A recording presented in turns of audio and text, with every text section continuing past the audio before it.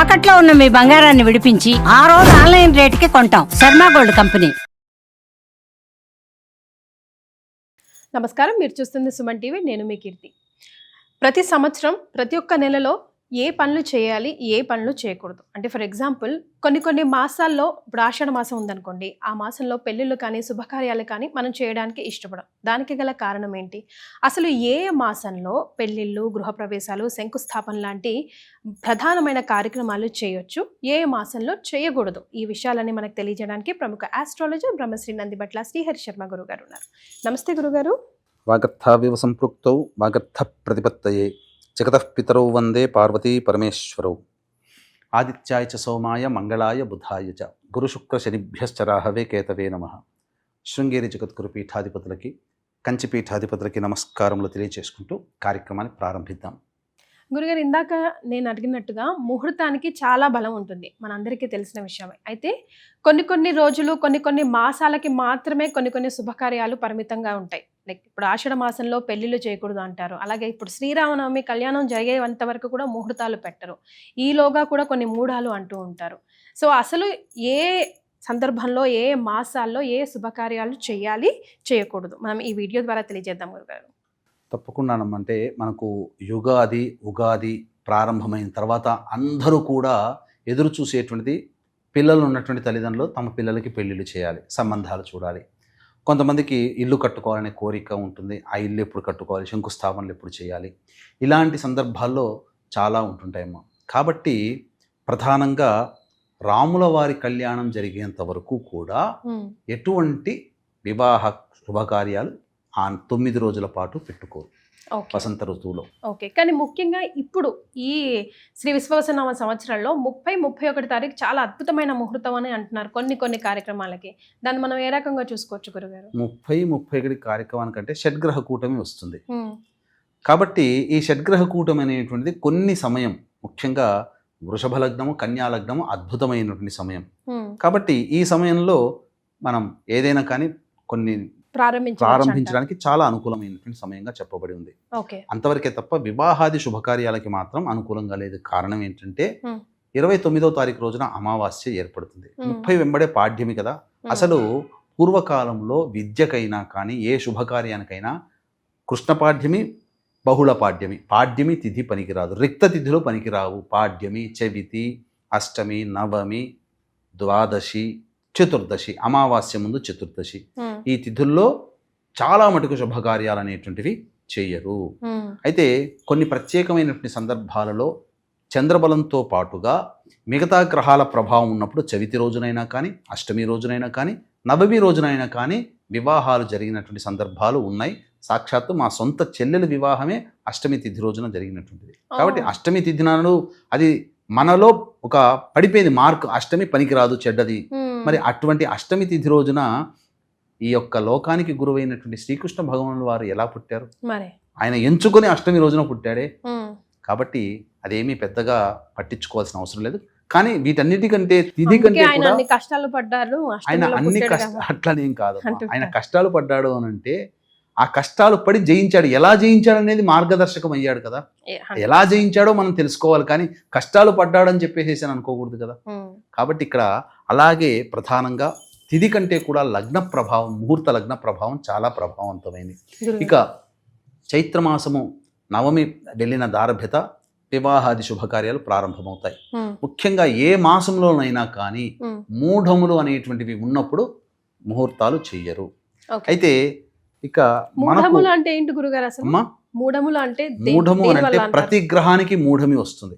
రవితో అంటే ఇప్పుడు మీకు ఒక సంబంధించినటువంటి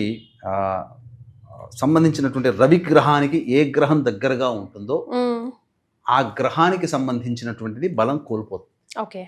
ఇప్పుడు సింపుల్ గా చెప్పాలి అని అంటే రవి రాజు లాంటి వాడు. రవిగ్రహానికి దగ్గరగా ఏ గ్రహం అయితే వస్తుందో ఆ యొక్క గ్రహం యొక్క ప్రభావం అంతా లాగేసుకుంటాడు. ఇప్పుడు సింపుల్ గా ఇవ్వడు. ఒక సింపుల్ ఒక పని చెప్తానమ్మా. ఒక ప్రిన్సిపాల్ ఉన్నాడు, ఒక టీచర్ పాఠం చెప్తుంది. ప్రిన్సిపాల్ వచ్చి స్టూడెంట్స్ పక్కన కూర్చుంటే ఆ టీచర్ పాఠాలు సరిగ్గా చెప్తుందా? చెప్పలేదు. భయంగా ఉంటుంది. ఒక ఎంప్లాయీ దగ్గర ఒక ఆఫీసర్ పక్కన వచ్చి కూర్చుంటే వాడు భయంగా పని చేసుకుంటాడు, హ్యాపీగా ఫ్రీగా చేసుకోలేడు. అలాగే గ్రహంలో రాజైనటువంటి రవిగ్రహానికి దగ్గరగా ఏ గ్రహం వెళుతుందో ఆ గ్రహ ప్రభావం కోల్పోతుంది. ఈ యొక్క మూఢమి అనేటువంటిది ప్రతి గ్రహానికి ఉంటుంది. ఓకే. బుధుడు కూడా మూఢమిలోకి వెళ్ళిపోతాడు. దీన్నే మనం అస్తంగతం అని అంటాం. అయితే దీనికి సంబంధించి నైసర్గిక శుభగ్రహాలైనటువంటి గురువు మరియు శుక్రుడు మూఢమి పొందినప్పుడు అనగా అస్తంగతం పొందినప్పుడు ఆ యొక్క ప్రభావం అనేటువంటిది ఉండడం వల్ల శుభకార్యాలు చేసుకోరు. శుభకరులు గురువు శుక్రుడు. శుక్రుడు అంటే దాంపత్యానికి కారకుడు, అలాగే వివాహానికి కారకుడు. గురువు అంటే ధనానికి కారకుడు, సమస్త విధ శుభాలకి కారకుడు. అటువంటి యోగగ్రహాలు కూడా బలీయంగా లేకుండా ఉన్నటువంటి సందర్భం కొన్ని రోజులు ఉంటాయి. కాబట్టి ఆ రోజుల్లో వివాహాది శుభకార్యాలు కేవలం వివాహమే కాదు ఏ పని చేయలేదు. ఇప్పుడు సంబంధించి ఉగాది వరకు అనగా 29వ తారీఖు వరకు శుక్రమూఢం ఉంది. కాబట్టి ఎటువంటి శుభకార్యాలు చేయడానికి వీలు లేదు. ఓకే. ఇక తదనంతరం చైత్ర మాసం అయిపోతుంది. వైశాఖ మాసంలో ఏ మాసంలోనే మూఢములు పనికిరావు. జ్యేష్ఠ మాసంకి వచ్చేసేసరికి చాలా మంది ఇంట్లో పెద్ద ఉన్నటువంటి అనగా కుటుంబ పెద్ద అనగా పిల్లలో పెద్ద మగవాడు, అమ్మాయిల్లో పెద్ద అమ్మాయి, జ్యేష్ఠ మాసం. ఈ 3 జ్యేష్ఠలు వివాహానికి పనికిరావు. జ్యేష్ఠ మాసంలో అబ్బాయి మన కుటుంబంలో పెద్దగా పుట్టినటువంటి అబ్బాయి, చిన్నగా పుట్టినటువంటి అమ్మాయి 2 జ్యేష్ఠలు వస్తాయి. జ్యేష్ఠ మాసము, జ్యేష్ఠము, జ్యేష్ఠ కుమారుడు లేదా జ్యేష్ఠ కుమార్తె 2 జ్యేష్ఠలు పనికిరావు. కానీ ఇరువురి దంపతుల విషయంలో వివాహం చేసుకునేటువంటి అబ్బాయి అమ్మాయి యొక్క నక్షత్రాలలో జ్యేష్ఠ నక్షత్రం ఒకటై ఉండి ఈ అబ్బాయిలో అమ్మాయిలో ఎవరైనా పెద్దవాళ్ళు అయ్యుంటే ప్లస్ జ్యేష్ఠ మాసంలో పెళ్లి చేయకూడదు. త్రిజ్యేష్ఠ అంటారు, చతుర్జ్యేష్ఠ అని కూడా అంటుంటారు. ఏంటి అని అంటే అబ్బాయి అమ్మాయిలు ఇద్దరు కుటుంబంలో పెద్ద అయ్యుండి ఇద్దరి నక్షత్రంలో ఏదైనా జ్యేష్ఠ నక్షత్రం అయ్యుండి జ్యేష్ఠ మాసం పనికిరాదు. అంతేకాకుండా 3 పెద్దవాళ్ళు అయ్యుండి ఎవరి నక్షత్రమైనా జ్యేష్ఠ అంటే అసలు వివాహమే పనికిరాదు. ఏ మాసంలోనైనా కానీ చేయకూడదు. త్రిజ్యేష్ఠ పనికిరాదు అని అంటారు. ఇక జ్యేష్ఠ మాసం అయిపోయింది. ఆషాఢ మాసం. ఆషాఢ మాసంలో ఎటువంటి శుభకార్యాలు చెయ్యకూడదు కూడా. అది సందర్భంగా. ఇక పర్టికులర్ రీజన్ అనేటువంటిది అన్నప్పుడు ఏంటంటే వర్షాకాలానికి అనగా తొలకరి జల్లులు ఉంటాయి.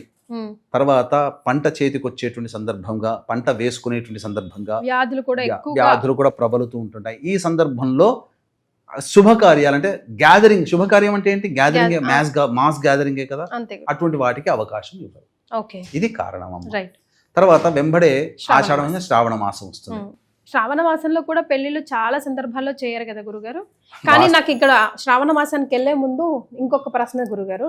ఆషాఢ మాసంలో మనం మాత్రమే చేయం, కానీ ఇతర రిలీజియన్ వాళ్ళు కంపల్సరీ ఖచ్చితంగా చేస్తారు. ఆషాఢ మాసంలో చేసుకుంటారు. కేవలం కూడా ఇక్కడ ఏంటంటే మనకి ఎలా కలిసి రాదు, వాళ్ళకి ఎలా కలిసి వస్తుంది. ఇప్పుడు ఇక్కడ సిద్ధాంతంలో తేడా అనేటువంటిది ఉండడం. మనం ఏంటి పాత గణిత ప్రకారము లేదా దృక్ సిద్ధాంతం పాటిస్తాం. తమిళియన్స్కి మనకు 15 రోజులు తేడా ఉంటుంది. మనకు ఆషాఢ మాసం ప్రారంభమైతే వాళ్ళకి ఆషాఢ మాసం అనేటువంటిది కాకుండా మంచి మాసాలు ప్రారంభమవుతాయి. అందువల్ల వాళ్ళ పంచాంగం ప్రకారం అది అనుకూలమైనటువంటిది.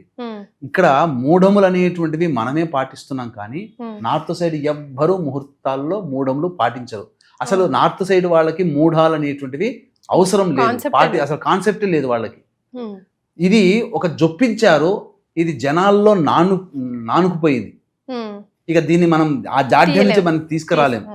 కాబట్టి ఖచ్చితంగా మూఢం అనేటువంటిది పాటిస్తూ ఆచారం మనకు వచ్చింది. కానీ శాస్త్రం ప్రకారం అయితే ఈ మూఢమి అనేటువంటిది లేదు.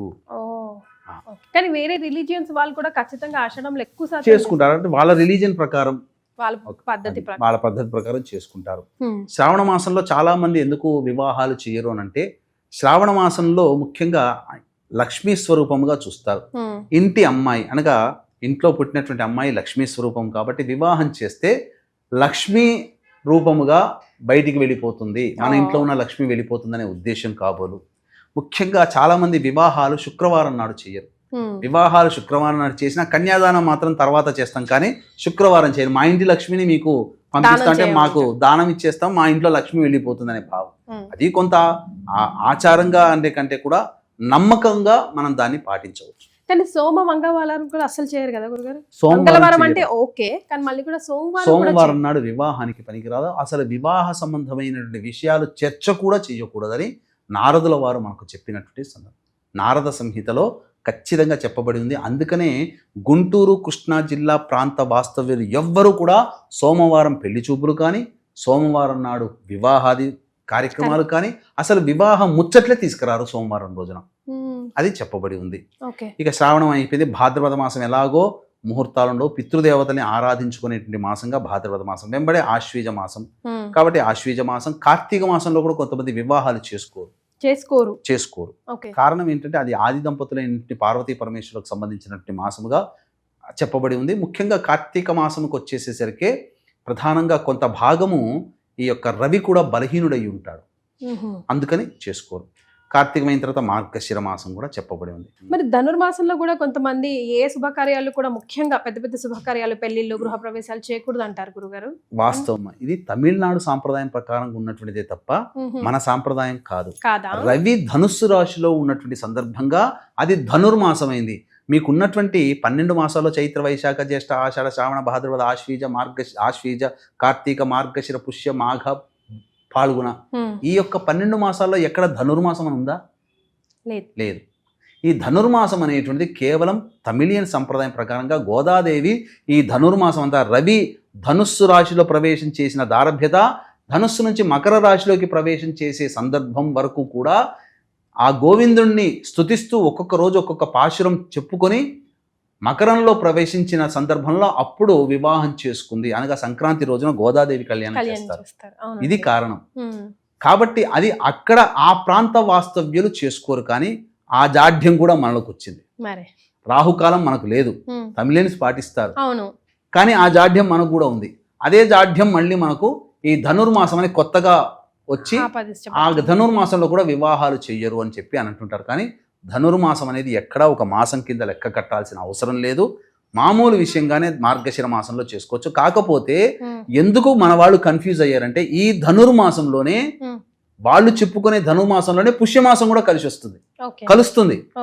మార్గశిర మాసం అయిపోయి పుష్యమాసం కొన్ని రోజులు ఉండంగా ధనుర్మాసం ఉంటుంది. పుష్యమాసంలో మన వాళ్ళు వివాహాది శుభకార్యాలు చెయ్యరు. కాబట్టి గుడ్డిగా ధనుర్మాసంలో శుభకార్యాలు ఉండవని చెప్పడం జరుగుతుంది. ఇక ఎలాగో మాఘమాసంలో కూడా వివాహాది శుభకార్యాలు ఉంటాయి. ఆఖరిది పాల్గొన మాసం. పాల్గొన మాసంలో కూడా శుభకార్యాలు చేయకూడదు అంటారు కదా గురుగారు. వాస్తవం. మనకు సృష్టి ఆది మూలంగా మనం చూసుకుంటే పాల్గొన మాసం వివాహానికి శుభకార్యముగా, శుభమైన మాసముగా చెప్పబడలేదు. కారణం ఏంటంటే పాల్గొన పౌర్ణమి రోజున మన్మధుడు మరణించినటువంటి రోజు. మన్మధుడు అంటే ఎవరు? సింపుల్ గా చెప్పాలి, మనం చెప్పుకోవాలంటే లవ్ అండ్ అఫెక్షన్ ఇద్దరు దంపతుల మధ్యన కలిగించేటువంటి వ్యక్తి అని చెప్పవచ్చు. ఒక శుభమా అంటూ పెళ్లి చేసుకొని దంపతులుగా నవదంపతులుగా మారుతున్నటువంటి సందర్భంలో ఈ పాల్గొన మాసంలో మన్మధుడు లేనటువంటి మాసముగా చెప్పబడింది. కాబట్టి మన్మధుడు అంటేనే దాంపత్యానికి సూచిక. కాబట్టి అటువంటి దాంపత్యాన్ని ఇచ్చే మన్మధుడే మరణించినటువంటి మాసముగా ఈ పాల్గొన మాసంలో వివాహాది శుభకార్యాలు చేయకూడదు. కానీ ఆ దార్భ్యత ఎలా కొన్ని రోజులు కుచించుకుపోయి వచ్చిందంటే పాల్గొన పౌర్ణమి ముందు 10 రోజులు, తర్వాత 10 రోజులు పనికిరావు అని చెప్పుకుంటూ వచ్చారు. అది ఆచారాన్ని పాటించారు. కాలక్రమేణా ఇంకా కుచించుకుపోయి పాల్గొన పౌర్ణమికి ముందు 7 రోజులు, తర్వాత 7 రోజులు వివాహాలు చేసుకునేవాళ్ళు కారు. ఇంకా అది కుచించుకుపోయి పాల్గొన మాసం కంటే ముందు 3 రోజులు, పాల్గొన పౌర్ణమి కంటే ముందు 3 రోజులు, పాల్గొన పౌర్ణమి తర్వాత 3 రోజులు వివాహాది శుభకార్యాలు చేసుకునేవాళ్ళు కారు. కానీ ఇప్పుడు పాల్గొన పౌర్ణమి రోజు కూడా వివాహ ముహూర్తాలు పెట్టుడు ముహూర్తాల వల్ల చేసుకోవాల్సిన కర్మ ఇప్పుడు కొంతమందికి వస్తుంది. ఎందుకంటే శాస్త్రాన్ని పాటించట్లేరు. పౌర్ణమి చాలా బలం కదా, చేసుకోవచ్చు కదా అని అంటుంటారు. అన్ని పౌర్ణములు ఒక రకంగా ఉండవు కదా. కాబట్టి ఇది కనీస పక్షంలో పాల్గొన పౌర్ణమికి ముందు వారం రోజులు, తర్వాత వారం రోజులు వదులుకోవడమే చాలా మంచిది. శాస్త్రాన్ని పాటించిన వాళ్ళం అవుతామని చెప్పవచ్చు. గురుగారు, మరి గృహప్రవేశాల సంగతి ఏంటో ఒకసారి అవి కూడా గుర్తు చేసుకుందాం. గృహప్రవేశాల ముహూర్తానికి సంబంధించినటువంటిది ముహూర్తాల విషయంలో స్థిర లగ్నంలో గృహప్రవేశం చేసుకోవాలి. శంకుస్థాపన అనేటువంటిది చరలగ్నంలో చేయాలి. ఎందుకంటే శంకుస్థాపన అయిన దారభ్యత చకచకా పనులు పూర్తయిపోయి ఇల్లు కట్టాలి కదా. మరి స్థిర లగ్నంలో వాడు ఎవరైనా వ్యక్తి శంకుస్థాపన చేస్తే అది స్థిరంగా ఉండిపోతుంది. ఇక అందుకనే కొంతమంది అంటే ఈ ముహూర్తాల విషయంలోకి వచ్చేసరికి చాలా లోభత్వం. అప్పుల అప్పారావు సినిమా చూశారు కదా, లోభి అయినటువంటి కోటేశ్వరరావు క్యారెక్టర్ ఎలా ఉంటది, అలాంటి క్యారెక్టర్ బయటకు వస్తుంది ముహూర్తాలు చూసుకునేసరికి. అంటే ఎక్కువ శాతం ఏదో సినిమాలో రెమో అనే వస్తాడు చూడండి, విక్రమ్ సినిమా ఏదో ఉంది కదా, ఆ సినిమాలో అపరిచితుడు లాగా వాళ్ళలో దాగి ఉన్నటువంటి లోభి ఈ ముహూర్తాల విషయంలోకి, ముహూర్తం పెట్టించుకునే విషయంలో చక్కటి వాళ్ళని సంప్రదించకుండా తూతూ మంత్రంగా పెట్టేటువంటి పెట్టుడు ముహూర్తాల వాళ్ళ దగ్గరికి వెళ్ళిపోయి 100-200 ఇస్తే ముహూర్తం పెట్టేస్తారు కదా అని ఆ 200కే గొప్పగా డబ్బులు మనం పెట్టాం ముహూర్తానికి అని సంతోషపడుతూ నేను చాలా సేవ్ చేసుకున్నాను డబ్బుల్ని ముహూర్తాల విషయంలో అని చెప్పి పాపం మానవుడు మనుష్యుడు అలా తన యొక్క సేవింగ్స్ని ఇక్కడ చేసుకున్నాను అని చెప్పేసి ఆనందపడిపోతుంటాడు. మంచి బ్రాహ్మణుని పెట్టుకోలేకపోవడం కూడా దౌర్భాగ్యమైన స్థితే. ఎన్నో లక్షలు కోట్లు పెట్టి ఇల్లు కడతారు, ఒక మంచి విద్వత్తు కలిగినటువంటి బ్రాహ్మణుని పెట్టుకోరు. ముహూర్తాల విషయంలో ఒక మంచి పండితుడి దగ్గరికి వెళ్ళి చక్కటి ముహూర్తాన్ని పెట్టుకోరు, ఆనందంగా జీవించాల్సినటువంటి ముహూర్తం పెట్టుకోరు. కొంతమంది హస్త నక్షత్రంలో పెడతారు గృహప్రవేశ ముహూర్తం, హస్తం పరహస్తగతం. అందుకనే హస్త నక్షత్రంలో గృహప్రవేశం చేసుకున్నటువంటి దారభ్యత చోర భయము అని కలుగుతుందని శాస్త్రం చెబుతుంది. చోర భయం అంటే దొంగలు ఎత్తుకెళ్తారు అని. ఇంటిని ఏం దొంగలు ఎత్తుకెళ్లరుగా, ఇల్లు అక్కడే ఉంటుంది. కానీ పాపం అందరూ కూడా లోన్లు తెచ్చుకొని కట్టుకుంటారు. కొంతకాలానికి ఆ నక్షత్ర ముహూర్త ప్రభావం వల్ల ఆ ఈఎంఐలు కట్టుకోలేనటువంటి పరిస్థితి రావడం వల్ల ఏం జరుగుతుంది, ఆఫీసర్లు ఆ ఇంటిని జప్తు చేసుకుంటారు, వాళ్ళు తస్కరించుకుంటారు, వాళ్ళ పరం చేసుకుంటారు.